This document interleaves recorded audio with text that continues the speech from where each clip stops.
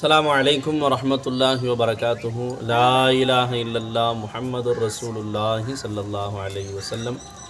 ஹஸரத் பிஷ்ருல் happy ரஹ்மத்துல்லாஹி அலைஹி எஜமான் அவர்கள் வீட்டிலே இருந்த பொழுது சிரியாவில் இருந்து ஒரு கூட்டத்தினர்கள் ஹஜ்ஜு செய்வதற்காக கிளம்பினார்கள்.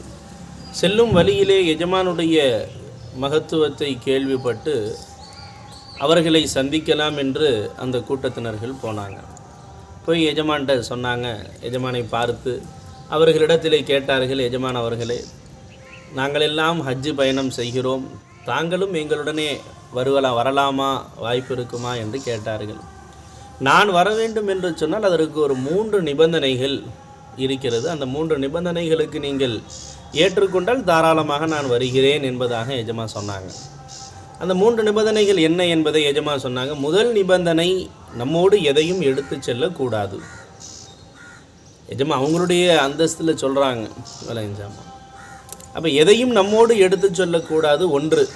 இரண்டாவது, யாரிடத்திலும் சென்று நாம் நம்முடைய தேவைகளுக்காக பிறரிடத்திலே கேட்கக்கூடாது என்பதாக இரண்டாவது சொன்னாங்க. மூன்றாவது நிபந்தனையாக எஜமான் சொன்னாங்க, யாராவது நம்மிடத்தில் கொண்டு வந்து கொடுத்தால் அதையும் நாம் வாங்கக்கூடாது என்பதாக சொன்னார்கள். அல்லாஹு அக்பர். எஜமான் அவர்களுடைய ஈமான் அந்த அளவிற்கு தவக்குல், அல்லாஹின் மீது வைத்திருக்கூடிய நம்பிக்கையினுடைய அந்த உச்சகட்டத்தை எஜமான் அவர்கள் சொல்லுகிறார்கள்.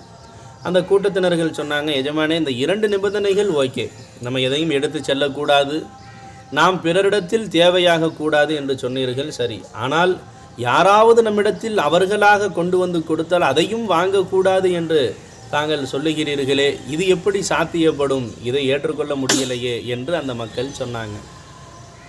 அப்பொழுது ஹஸரத் பிஷ்ருல் ஹாஃபி ரஹ்மத்துல்லாஹி அலைஹி எஜமான் சொன்னாங்க, அப்போ அல்லாஹ்வின் மீது உங்களுக்கு நம்பிக்கை பரிபூர்ணமாக இல்லை என்று சொல்லும் பொழுது உங்களோடு நான் எவ்வாறு வருவேன்?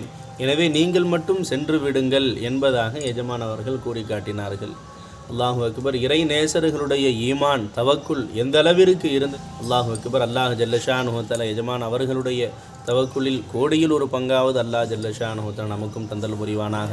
அல்லாஹ்வின் மீது பரிபூர்ண நம்பிக்கை வைத்து வாழக்கூடிய நன்மக்களாக அல்லாஹ் நம்மையும் நமது சந்ததியினர்கள் உலக முஸ்லிம்கள் அனைவர்களையும் அல்லாஹ் ஆக்கி அருள் புரிவானாக. ஆமீன். வாஹிரு தஅவானா அனில் ஹம்துலில்லாஹி ரப்பில் ஆலமீன். அஸ்ஸலாமு அலைக்கும் வரஹ்மத்துல்லாஹி வபரகாத்துஹு.